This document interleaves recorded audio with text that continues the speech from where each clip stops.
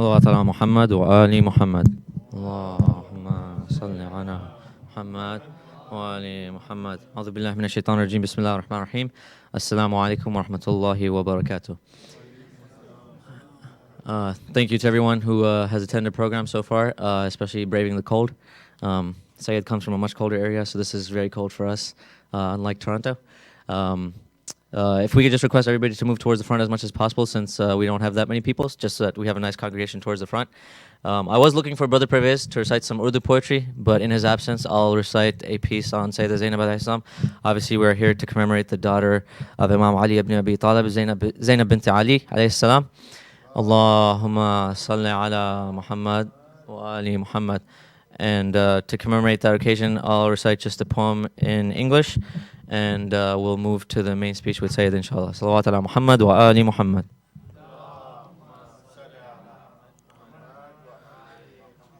So this is an English poem for Sayyidah Zainab. One of the tragedies, I guess, is that because of the struggles of the Ahlul Bayt, we have a lot of eulogies, we have a lot of latmiyas and nohas, and not a lot of kind of, very celebratory poems. But this is, I guess, as close as it gets to that, hopefully. Bismillah ar-Rahman ar-Rahim. I hesitate through my tears as I start to pen this prose, the task I have undertaken in describing such a rose, the chaste grandchild of Nabi al-Mukhtar, in whose veins runs the blood of Haydar al-Karrar. Indeed, would it not suffice for one to be praised that you in the purified house were raised? The tragedies surrounded you from when you were a child, from the loss of your mother in a way that wasn't mild, and you watched a well-reflecting, glistening tears rolling silently off the face that Satan fears. Peace be upon you, my lady, the nurturing daughter, who was prepared from an early age for the war that Satan's followers would wage. Happily, you gave your sons for Hussein, yet we can only picture as mothers your pain.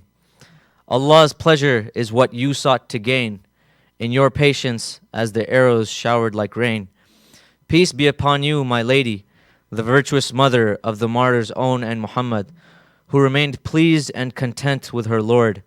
Like a star, your light shone through your veil, and you taught us virtue and right, even from a jail.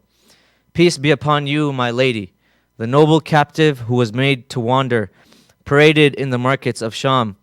You saw at Karbala nothing but Allah's beauty, for you understood and fully completed your duty. Peace be upon you, my lady, the lioness of Allah, who shook the hell-bound throne and caused Yazid to tremble. O believer, today you cannot be sad. With her birth, humankind and angels were glad. The praised daughter of Murtada and Zahra, she is none other than Zainab al-Kubra. Peace be upon you, my lady, the embellishment of her father, who gave meaning to our lives, the light behind the veil. Salawat. Allahumma salli ala Muhammad wa ali Muhammad. I'll introduce Brother Zahid for a poem as well. Please recite Salawat ala Muhammad wa ali Muhammad.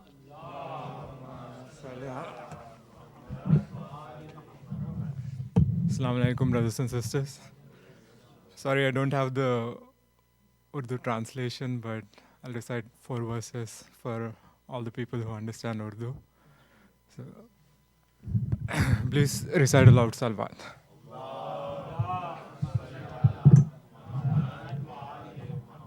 चार मिसरे देखें कि अज़्म इल्म सब्र हिम्मत में जरी से कम न थी.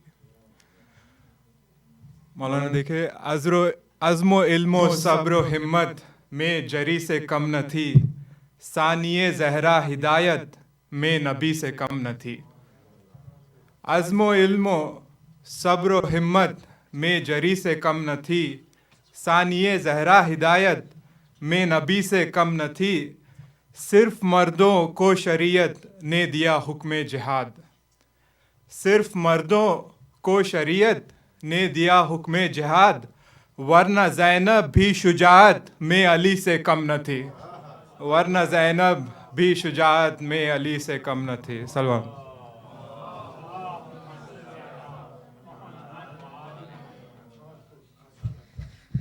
Thank you, Brother Zahid. Just a quick introduction for Sayyid Asad Jafri. For those of you that don't remember, we've actually been acquainted with him through one of the video speeches that we played in Muharram 2015. It was on developing Islamic courage, what he recited in Al-Wilaya in LA. Sayyid Asad Jafri comes originally from Toronto. He has studied in Hawza Ilmiya Qom, and he's been doing tabligh probably for the better part of the last 10 years in North America and all around the world. And so obviously we're honored for you to be here during these auspicious occasions, and inshallah we hope to get the chance to have you again in Austin. So without further ado, if you can recite salawat as he comes to the member, salawat ala Muhammad wa ali Muhammad.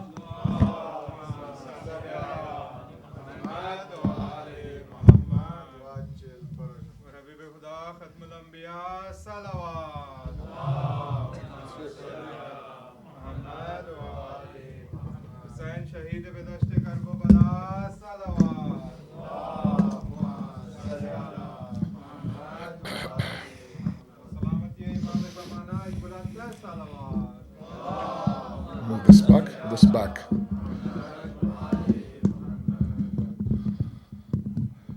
Yeah, that's good. Thank you very much. رحم الله من قرأ الفاتحة. بسم الله الرحمن الرحيم. الحمد لله الرحمن الرحيم مالك إياك نعبد وإياك نستعين صراط الذين أنعمت عليهم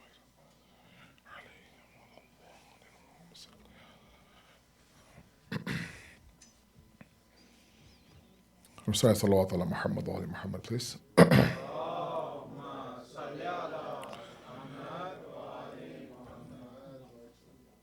أعوذ بالله من الشيطان الرجيم. بسم الله الرحمن الرحيم. الحمد لله الذي لا يبلغ مدحته القائلون ولا يحصي نعماءه العادون ولا يؤدي حقه المجتحدون، الذي لا يدركه بعد الحمم ولا يناله غوص الفطن، ثم الصلاة والسلام على أشرف الأنبياء والمرسلين، العبد المعيد الرسول المسدد المصطفى الأمجد المحمود الأحمد سيدنا ومولانا أبي القاسم محمد. صل على محمد وعلى آل بيته الطيبين الطاهرين المعصومين المظلومين، لا سيما بقية الله في الأرضين، صاحب العصر والزمان، خليفة الرحمن، إمام الإنس والجان، ولعن الله أعداهم أجمعين إلى يوم الدين. أما بعد، فقد قال الله وقوله الحق.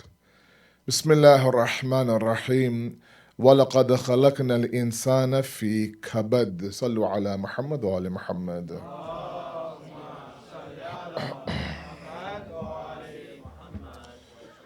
We thank Allah subhanahu wa ta'ala for granting us these opportunities to gather like this on a beautiful night like tonight and celebrate the birth and the waladat of this azim woman, who inshallah we'll talk about in a moment. And I wanted to personally thank the Islamic Ahlul Bayt Association here in Austin, Texas, for inviting someone like me.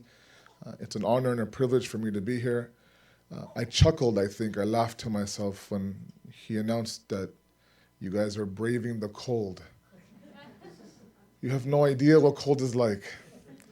We start the car in the morning, we go inside, we have a coffee, we have a shower, we get our kids ready, we go back inside, then we drop the kids off. That's cold. This is a mild summer for us in June and July in Toronto. So alhamdulillah, it is honestly an honor of mine. I have heard so much about this community. Obviously, Sheikh Jafar is an instrumental part of that, but other ulama who have come here, they've always told me, you have to go to Austin. I said, okay, inshallah, and I'm here with Ali for 3 days.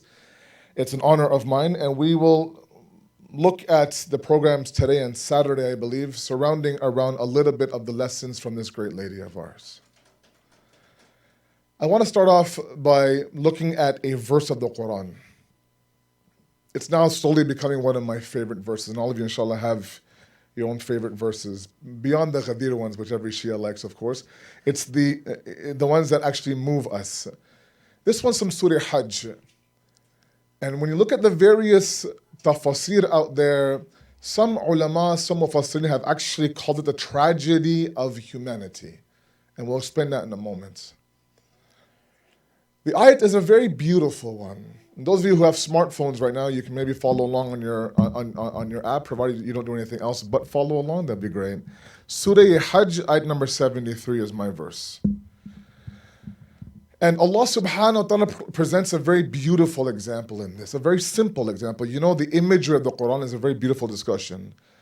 Allah uses various inanimate objects to get his point across. Sometimes uses animals, sometimes rocks. There is an actual verse in the Quran that talks about the 3 different levels of rocks in this world when talking about how the human heart hardens. And he talks about the various types of rocks and how water comes from them, how water breaks them, etc., etc. This one talks about a very small, insignificant animal. But he starts off by talking and addressing mankind. You should know, and all of you know, mashallah, that there are certain verses that talk to a very specific group of people in the Quran. Ya ayyuhalladhina amanu, inshallah, you and I. Then there are those messages in the Quran that is for all of humanity. Ya ayyuhan nas.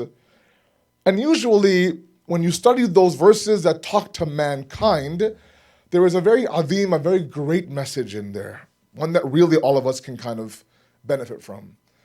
He starts off the ayat by saying, Ya ayyuhan nas, dhuriba mathalun. It's a very interesting way to begin this verse. He says, a parable, an example has been set forth. He does not mention who is the one that sets the example forward. There are other verses in the Quran, for example, in Surah Tahrim, where it says, ضَرَبَ اللَّهُ مَثْلًا. Allah is now the one who sets this example for all of them. Here, though, he's very, very specific in saying, ضُرِبَ مَثْلٌ. An example has been set by somebody who's unknown. Now, when you examine why and how that is, it's a very beautiful discussion. The tafsir says that Allah realizes that the group that he's talking to, Ya ayyuhan nas, not everybody are the Ahl Tawheed. Not everybody understands that Allah is the creator. In fact, there are those people in the Ya ayyuhan nas group that ridicule Allah, deny Allah, insult Allah. And so the moment that he uses Allah's name, they'll tune him out, right? Sometimes you and I do that as well, right? Sometimes, before a speaker even starts, we've already told ourselves, I'm going to listen to this guy, or I'm not going to listen to him. Right? So that walk from that spot on the wall to here, a lot of you looked at me and others said, okay, I'm going to be on my phone for 45 minutes, or I'm going to be in the front, listen very carefully. You've already made up your mind. Now, no matter what I do, crack jokes, juggle balls, eat fire, it doesn't matter. You have your own idea set. That's how human beings are. Allah realizes that, so he doesn't even mention the fact that who has set this example forward. He says an example now is about to be presented to all of you. فَاسْتَمِعُوا لَهُ. So listen very carefully. And then he says, إِنَّ الَّذِينَ تَدْعُونَ مِن دُونِ اللَّهِ. For those that you call upon besides Allah.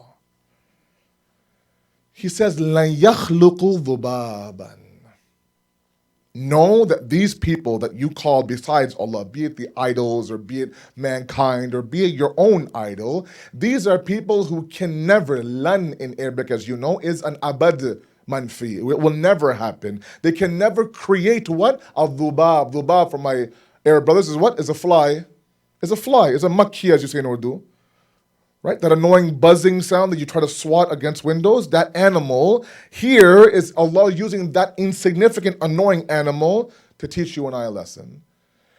That they can never create a fly, even if they took all the powers, all the money, every brain source they have, and put it in one room and had meeting upon meeting and conference upon conference, and did all of that, they could not come up with a plan to create a single fly, Allah says.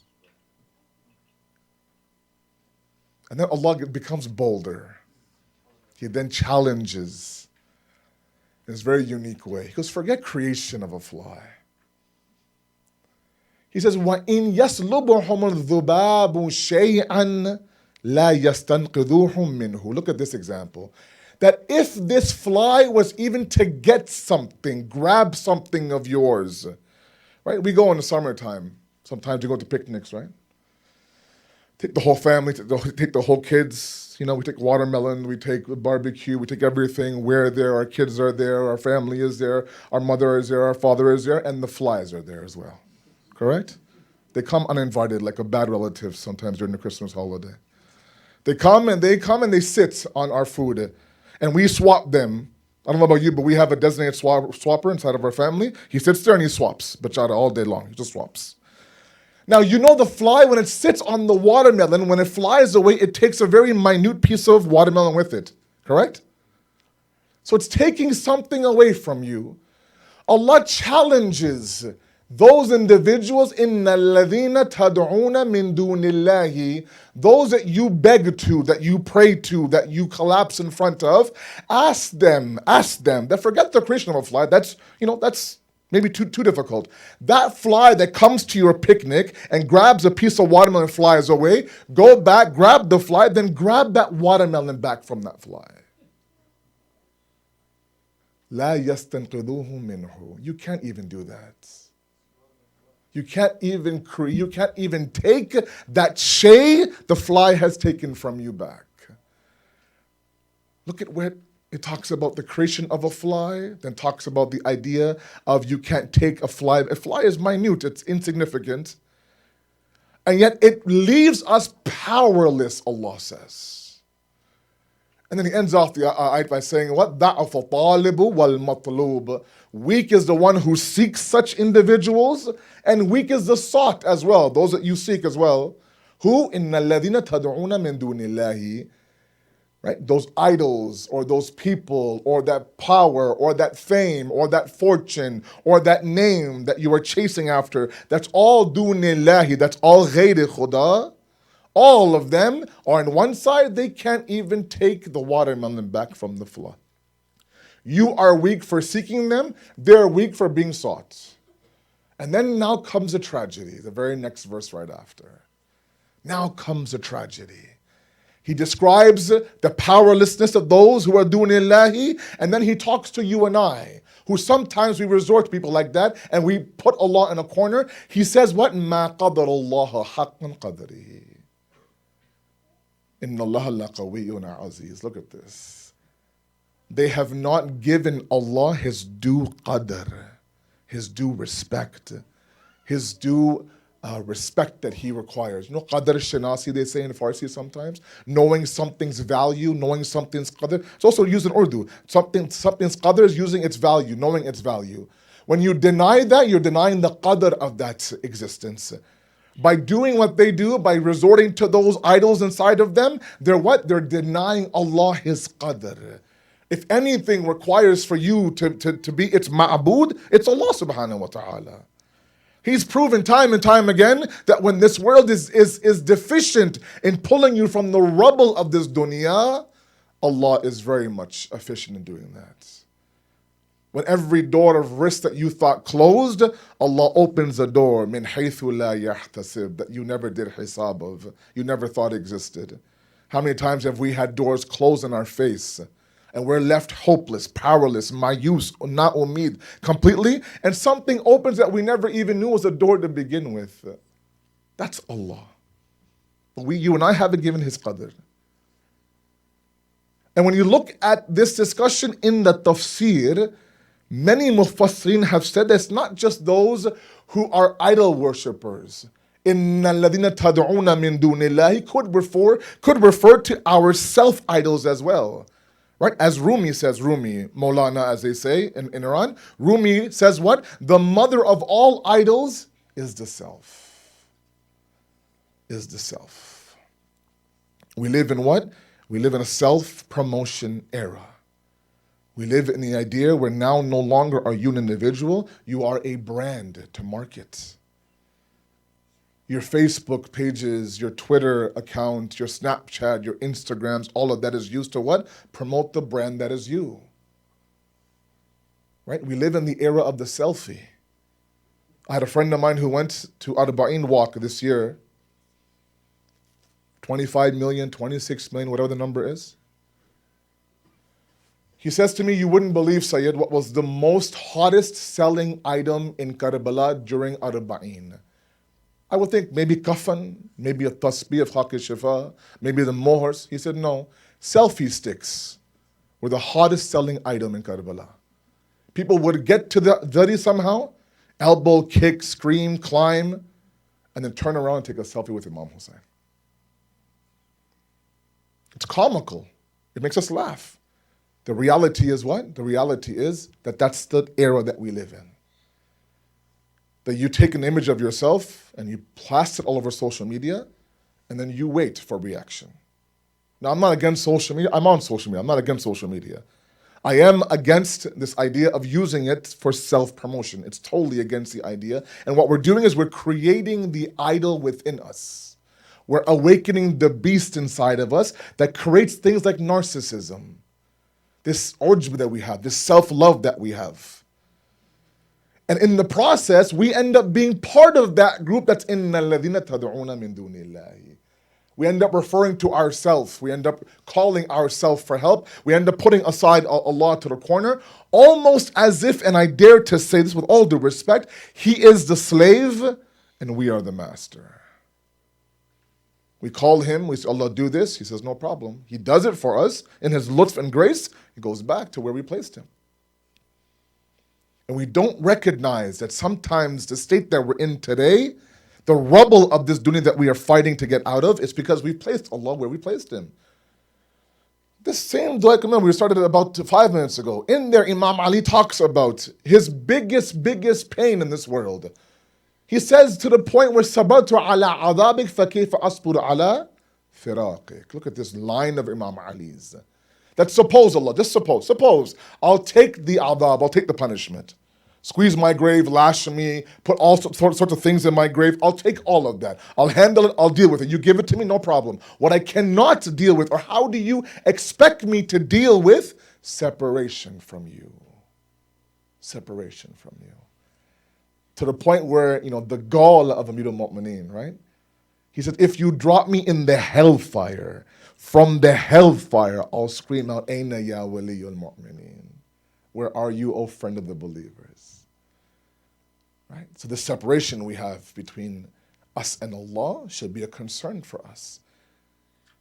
So we talk about the qadr of Allah, we talk about the fact that we have to understand Allah is the end all and be all in everything that you're going through, good or bad. We talk about Sayyida Zainab, we talk about a person who has a laqab Ummul Masa'ib. Now we could take that laqab as two different meanings, very carefully. One, of course, is the fact that the musibah that fell upon this great lady was unlike any other. No doubt about that, that's historical, that cannot be denied. Another take of Masa'ib is what? Is her benefiting or her using the musibah to elevate herself towards Allah. She becomes the mother of that musibah. And that's what I want to touch upon tonight, using this verse from Surah Hajj, keeping that in mind, keeping the sheer powerlessness of everything but Allah in this universe. There is not a person in this room right now, young or old, male or female, who's not going through something right now. As many people as there are in this room, there are that many stories to tell, as they say. There are some of you in here who are dying to get married. There are some of you here who are struggling to stay married. There are some of you who are begging Allah for a child. There are some of you who are stressed that I just had a child. There's some of you who have just lost your job. Others are fighting a severe illness. There are others, my parents in the audience, that might be stressed about the travel ban. Others who might stress about their family, let's say, in those 7 countries. There might be other people who have younger children who are worried about their future in this country. Whatever the case may be, no matter where you are, who you are, it could be as young as this child right here or as old as I am, let's say. There isn't a moment where there is not something concerning us in this dunya. And the reality is, that's the essence of this dunya. The ayat I read from the khutbah, لَقَدْ خَلَقْنَا الْإِنسَانَ فِي كَبَدٍ. Allah says, look, we were the one that created the insan and placed him in the cradle of distress. We put them in that distressful situation. We put them where? Asfala safilin, the lowest of the lowest of the lowest of these dunyas. We put them in this dunya. And then he expects to live happy and content and stress-free in this dunya? No, not a mu'min. Not a mu'min. We have to learn, like Bibi Zainab, to take the musibah, convert it, flip it, turn it upside down, and give it back to Allah as worship. You take the hardship, you give it back as worship. Because that's the reason why it was placed in front of you as the mu'mineen, to bring you closer to Allah. That's how we work. When things are going smooth, the job is solid, the wife is listening, the kids are behaving, we're happy. And when we're happy, the musalla is as high as it can be on that shelf. When we're happy, the Quran's wrapped up in this beautiful silk cloth from India, mashallah. Tied properly, up on the shelf. You need a ladder to get up there. When somebody dies or somebody gets married, some say it's the same thing, but khair, when somebody dies or gets married, it was a joke, I'm sorry. I'm getting a lot of heat from this side. Sallu ala Muhammad wa ali Muhammad, sorry. Too much for the first day. I should have kept that for Saturday, inshallah. And then the moment that something goes wrong, the moment that your boss says, look, we're going to relocate to Bangalore, India, you're going to lose your job. Grab the ladder and bring the musalla and the Quran out. And then we Allah on the tasbih until something happens. That's how the insan works. To the point now, can you fathom this for a moment? To the point where Allah recognizes that, of course. To the point where sometimes, this whole philosophy on the fact that, Maulana, I've been asking for this dua for the past 6 months now, 10 months now, the past 3 Shab Qadrs, I've only had this dua on my mind. And yet I see nothing happening around me. And there are reasons for that, which are not in the scope of my discussion tonight. But one of them is the fact that Allah actually delays the response of our du'as, says to the angels, don't respond to him just yet. I miss the sound of his voice calling me. I know the moment that I answer his or her dua, he'll be gone again. Until the next time he needs me, then he'll cry. The Quran on my head, Bika Ya Allah on my lips, and tears down his face, begging me, and Allah will answer that dua. That's how Allah is.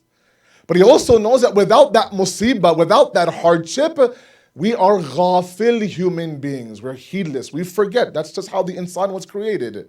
That's why 5 times a day, Iyaka na'budu wa iyaka nasta'een. Remind ourselves, 10 times a day actually, remind ourselves that you alone we worship, you alone we ask for. Sallu ala Muhammad wa ali Muhammad.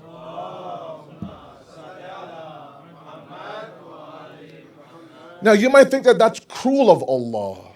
Now that's evil of Allah to do that. Why would he play with my emotions like that? That's not the way we look at it.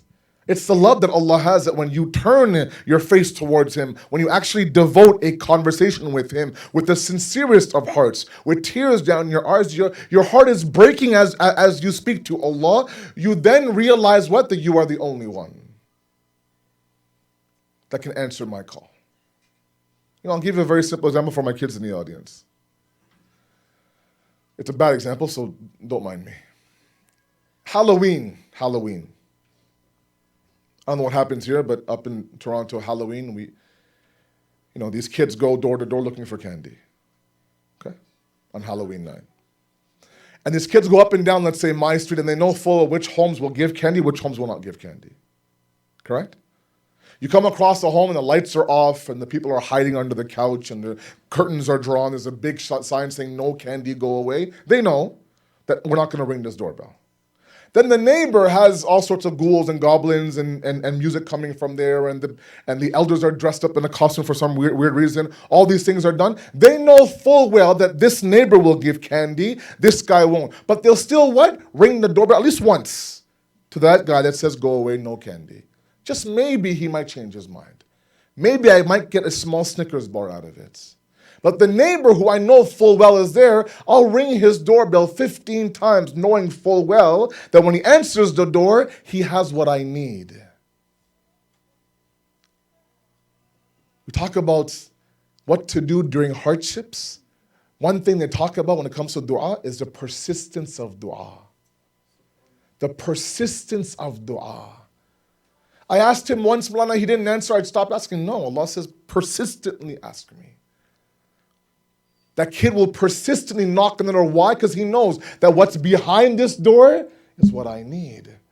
He's the only one on the street that has candy. Why would I go anywhere else when I know the answer I'm looking for is right behind this door? So I'll wait until my knuckles are blue, but I want to get that Snickers bar because it's what I want tonight. When you and I have identified that Allah is the only avenue for the relief of our hardships, we will ask and cry, if not every night, every Shab Qadr. And each time we do that, we are increasing our faith in Allah. And we remove those إِنَّ الَّذِينَ تَدْعُونَ مِن دُونِ اللَّهِ bit by bit. And we end up giving Allah His qadr. Can you imagine now? It was read in the poem. Can you imagine now after everything that she saw, Sayyidah Zainab, everything she saw, we hear the musibah, our hearts break. In the Indo-Pak community, in the Urdu community, the Maqtal of Imam Hussein is read maybe max for 20 minutes. On Asr Ashur, correct? Maybe max 20 minutes. Our Arab brothers, mashallah, they read the full Maqtal from the book for an hour and a half sometimes. Different cultures. If you ask an Urdu speaking individual, why is that the case? They'll say, look, we can't handle any more than that. It's too much for us. It's too much for us to hear that much musibat about Imam Hussein. You can't hear it from a book. Ask her standing on pillars in Nabiya, 70 steps away. And yet when she's asked in a very ridiculing fashion from the enemies of the Ahlul Bayt, so, where was your God then? How did you find Allah? Ma ra'aytu illa jamila. She takes this entire musibat of Karbala and glorifies it with one word, Jamil. I saw beauty. I saw beauty. You take the hardship, you give it back as worship, inshallah. Sallu ala Muhammad wa ala Muhammad. So one lesson tonight that I want to make sure that we get across tonight is the idea that we are not going to expect this dunya to be stress-free from me. I'm sorry, I don't mean to be the bearer of bad news. We sometimes think, if I can just get married, I'll be good. Once you're married, just give me a child, I'm good. Then as a child grows older, let that child get married, then I can retire. Let her have kids, then I'm okay. By then you're 95 years old. And this life has been gone with one hardship after one struggle after one dua. Why? Because that's the reality of this dunya. Look at what Imam Ali says. A man approaches our first Imam and complains to our Mawla about his state. I lost my job, my health isn't the best, my family is falling apart. This, Imam Ali quietly listens. After he's done his rant, Imam Ali says, inshallah, I'll pray for you, inshallah. I'll pray for you. Can you imagine if you and I had that opportunity right now? Can you imagine if we had Imam Zamana for 15 minutes? Me and Imam Zamana sitting across in a closed room, and he would listen to our complaint? And then he would turn around and say that I'll pray for you. Is there anything else that we want? Nothing else that we want. I'm done. I'm sold. This man goes, comes back to Imam Ali 1 week later. Listen very carefully. And then starts to complain more. And so, all those issues that I said to you last week, well, there's about 5 more on top of that now. And begins to increase his complaint. And then Imam Ali, they say, becomes bothered, annoyed almost.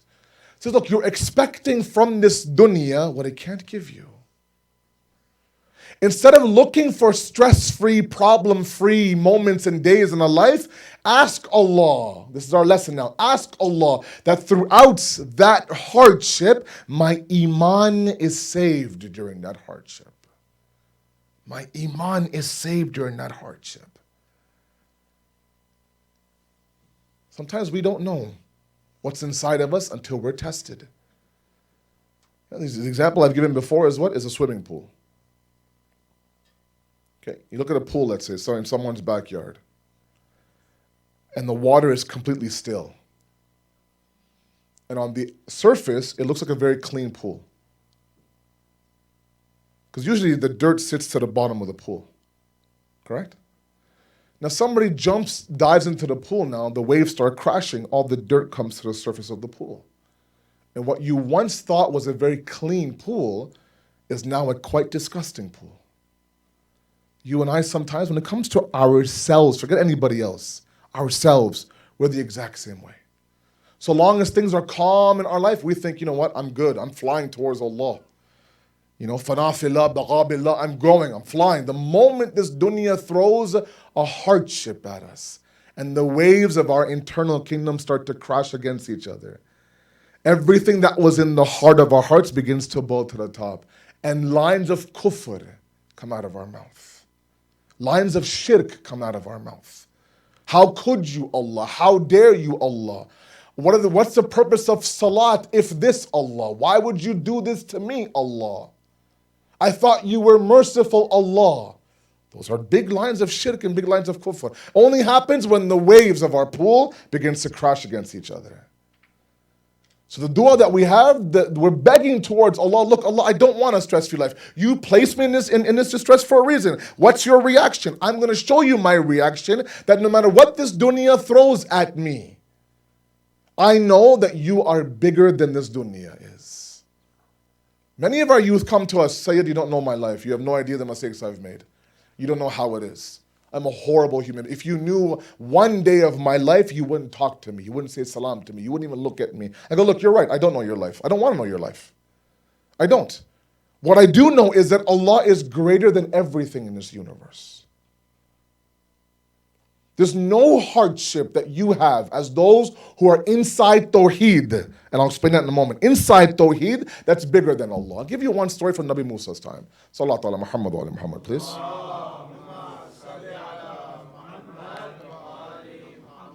Remember, the point is this, it's a very interesting point. The only sin that Allah will not forgive is what?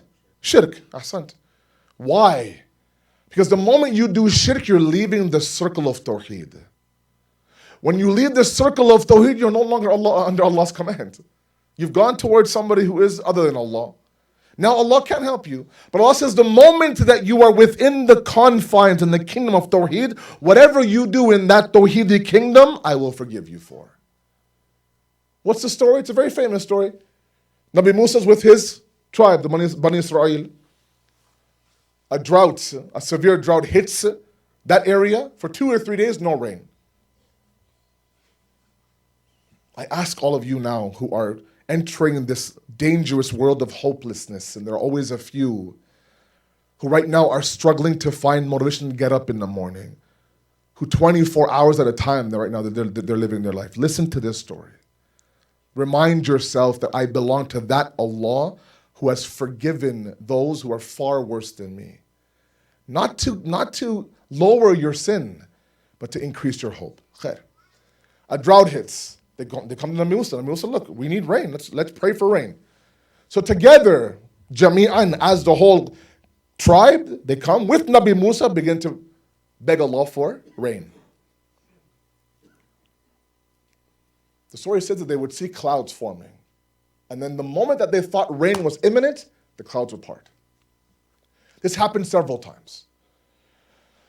Until Nabi Musa says, Allah, what's happening here? I'm asking you for rain. These are people who are sincere asking you for rain. Clouds come, clouds part, clouds come, clouds part. Where he comes down, Nabi Musa says, Musa, inside your qafilah, your tribe, is a man who has sinned against me for 40 straight years. 40 straight years. Has disrespected me, has broken my commands, has no respect for my kingdom whatsoever. Ask him for my forgiveness, and then I'll give you rain. So Nabi Musa now addresses the entire tribe. Says, there is somebody amongst you who has been sinning for 40 straight years. Unless you ask for forgiveness, Allah won't grant you rain. Now, can you imagine for a moment if we were in that tribe? Imagine for a moment. You know, sometimes during our speeches, we get little notes given to us. You know, the Toyota Corolla license plate, right? You're blocking the entire parking lot. Everybody can't get out because of you. Now, you're the owner of that car, and the hall, mashallah, is packed. You have two choices, right? You can get up and walk that walk of shame, and everyone will look at you and say, this guy can't even park his car properly. Or you can look around and say, I wonder whose car that is, and who's the fool that can't park properly. Two choices, right? Imagine this man now. He knew exactly who he was.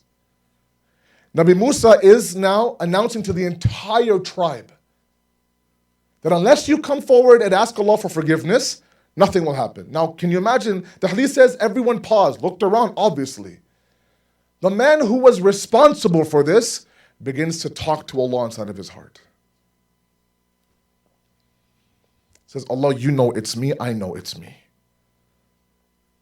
I don't have the courage to come forward and tell the people that it's me. I sincerely beg for your forgiveness. Don't let these people get punished for my mistakes. I promise you I'll come back to you with the sincerest of hearts,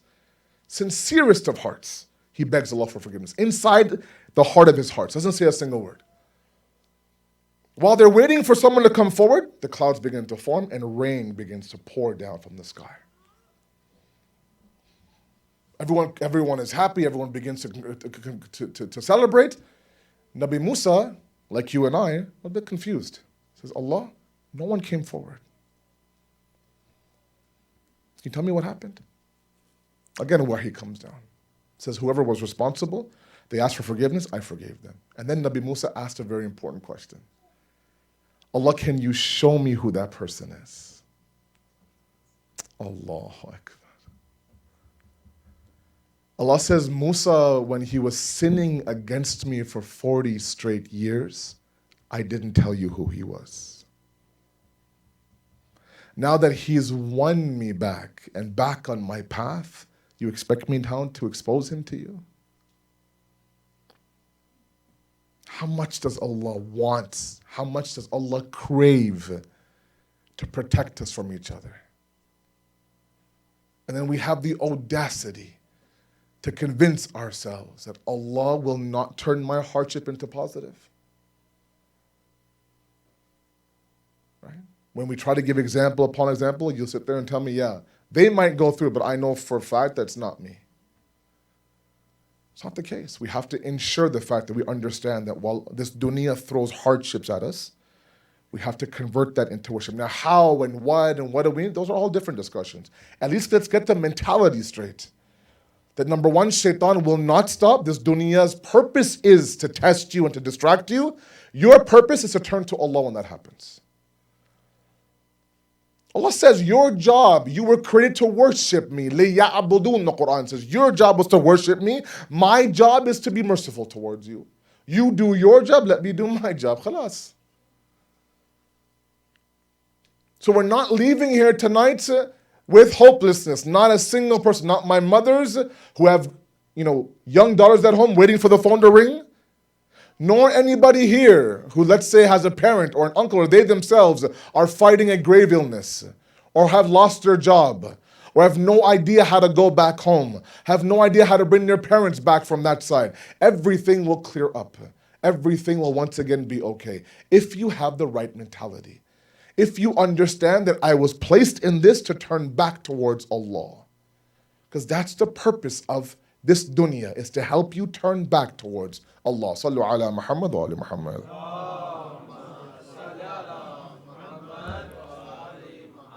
And I'll close with this one small point, and then inshallah tamasadu.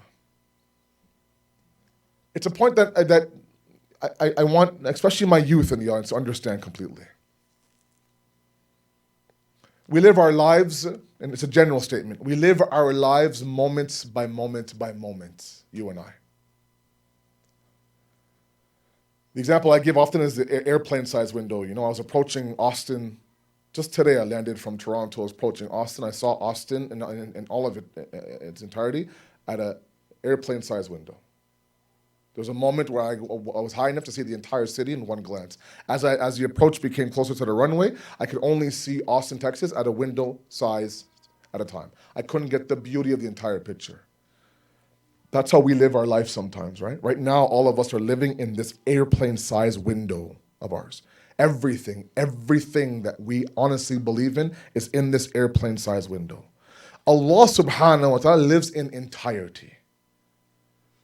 If we are looking window by window by window, he's on the roof looking at the entire picture in one glance. When it comes to our life. When we go through a hardship, a struggle, a difficulty, that's our window. And we think that, you know what? This window is going to destroy me. Whereas Allah says what? Look, if you get through this window, 5 windows from now, you'll see the fruits of your labor. Just get through this window. Hold on to your iman. Keep your head above water. Don't let yourself drown. I promise you, 3 windows from now, you'll see why you went through this window right now. You can't see that because you live in the moment. Let me show that to you. I live in entirety. How many of my elders in this audience, my respectful elders in this audience, you think back to those times when you were in your 20s, in your 30s, dealing with hardships. You thought, what? This is going to destroy me, man. This is it. I can't handle this. And now you laugh at those hardships. You wish you were 30 again. I sometimes I think to my high school years in Toronto and those things that will keep me up all night and hooing and hawing and holding my head and huffing, puffing, and I think now I wish I was 18 again. Now it's nothing. I didn't have 3 kids back then and a wife and a mortgage. I didn't. Or doctors on my case about cholesterol and sugar and everything. No, I was happy-go-lucky. I thought, oh my goodness, my science teacher stressing me out. This guy is going to ruin me. I wish I had that teacher today. Why? Because at that time, that was my window-sized life. Allah says, look, get through this. You'll know when you're 40, look back at 15. That's how we live. And we constantly do that to ourselves. How many times have we done that? Gotten to the 5th window, only to say, oh yes, now that makes sense. Why I had to go through this. But yet we still fall into that trap. Don't fall into that trap. Know that there is something greater for you waiting. Just get through that window size. Get through it with your iman above. Don't let shirk or kufr come out of your mouth. Don't let yourself move away from the center in the community. Allah sometimes places hardships for you to run to the community, not run from the community. He thinks, wait a second, the opposite happened. I wanted him to come towards me. He's running away from me. And then he'll learn that I went to every other person for my solution. I got more headache and more hardship until finally he comes back to me. And now he knows this was the place I should have been to on day number 1. So please, it takes a lot of himmat, a lot of strength, a lot of courage now to look beyond your airplane-sized window. But know there comes a moment where you elevate and you see everything in its entirety. Get through that window. My young couples in the audience, those of you who want to get married, those who just got married, looking for a job, establishing your business, fighting your illness, worried about your kid's future, worrying about the future of Islam in America, whatever the case may be, get through that window. Know that if you keep plugging at it, Allah will what? Create another window that will surpass everything that you ever dreamed of. Then you can look back at your life really to some degree and say, you know what? I lived a beautiful life. Even though it was hardship upon hardship upon hardship. You know, I talk to my mom nowadays. I mean, I always talk to my mom, but things are good at home, don't worry. But she just seems to me like she's a fountain of wisdom all of a sudden. She always has been, but now I'm tapping into it. You know, she's in her 60s now. She has grandkids, mashallah. You know, she's living the life, going house to house. She's loving it. And just this morning, she's at my house. We're having tea and we're talking about life. And she's telling me, you know, if I look back to my life, I had a beautiful life. Now, she'll kill me if she hears this, but married at 14, first kid at 19. Her husband passed away suddenly 12 years ago, prime of her life, right? And she's at home all day, right? You would think that this woman lived a very difficult life. Never went back home because she didn't want to. Her mom was with her. Her mom had a horrible illness. My grandmother, she died in front of her. All these things are there. And yet when you look at her, you ask her, how'd you live your life? I lived a beautiful life. Now, I'm not saying that my mom is something. I'm saying that's how our elders are sometimes. You ask the elders in the audience here. Yeah, it's been difficult, but I would never change a single thing. I would go through the hardship over and over again. Why? It made me what I am today. Because they got through that window, 10 windows later, they're saying, I lived a beautiful life. Get through the window, guys. I promise you, as an old man with a white beard, that it will be a little bit better. And every hardship makes you that closer to Allah subhanahu wa ta'ala. Then we can sit there and celebrate Bibi Zainab and say, you know what? I understand her message. I get the fact that she saw every possible musibah on Til's enemy with her own naked eyes. And then traveled that horrible journey to Sham. Only to say what? That all of that was Jameel and beauty. And that's what I wish upon all of you, inshallah. We ask you, Allah subhanahu wa ta'ala, that tonight is a beautiful night of Friday. We ask you, Allah, to forgive our sins, inshallah. Our marhumin, our parents, our elders are knocking at our door looking for some sort of gift, those who have left this world. We ask you, Allah, to forgive their sins as well, inshallah. We ask you, Allah subhanahu wa ta'ala, to weaken the hands of the enemies of Islam, inshallah. To strengthen those mustaza'afin all over the world who are protecting the Maqam al-Muqaddasat, who are fighting the fight in the front lines, inshallah. We ask you, Allah, we beg you, Allah, that in our lifetime allow us to witness the zuhur of Imam Zamana and to be his ashab when he comes, inshallah. Wassalamu alaikum wa rahmatullahi wa barakatuh.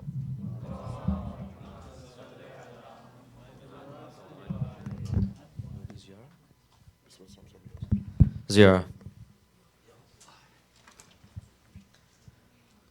السلام عليك يا أبا عبد الله السلام عليك يا ابن رسول الله السلام عليك يا ابن فاطمة الزهراء سيدة النساء العالمين السلام عليك يا ابن أمير المؤمنين وابن سيد الوصيين السلام عليك يا أبا الفضل العباس يا ابن أمير المؤمنين السلام عليك يا قاسم بن حسن ويا حاني بن عروة يا مسلم بن عقيل ويا مسلم بن أوسجة السلام عليكم يا حبيب المظاهر جميعا ورحمة الله وبركاته السلام عليك يا غريب الغرباء السلام عليك يا معين الضعفاء والفقراء السلام عليك يا شمس الشموس السلام عليك أيها المدفون بأرض توس السلام عليك يا علي بن موسى الرضا ورحمة الله وبركاته السلام عليك يا مولاي يا صاحب العصر والزمان السلام عليك يا شريك القرآن السلام عليك يا قائم الكفر والطغيان السلام عليك يا ضعف الظلم والعدوان السلام عليك يا مزهر الإيمان عجل الله تعالى فرجك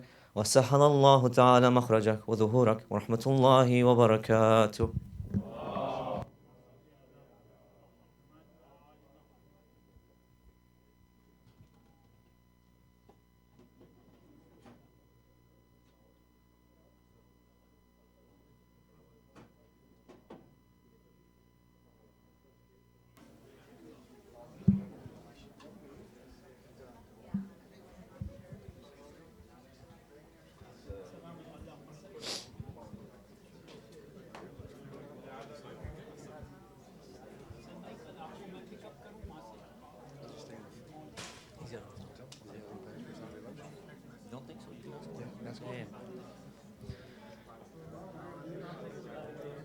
Just a reminder, everyone, that we do have the workshop tomorrow with Sayyid Asad Jafri at 7:30 p.m. starting with Salatul Isha, and the workshop itself will start immediately after at 7:45.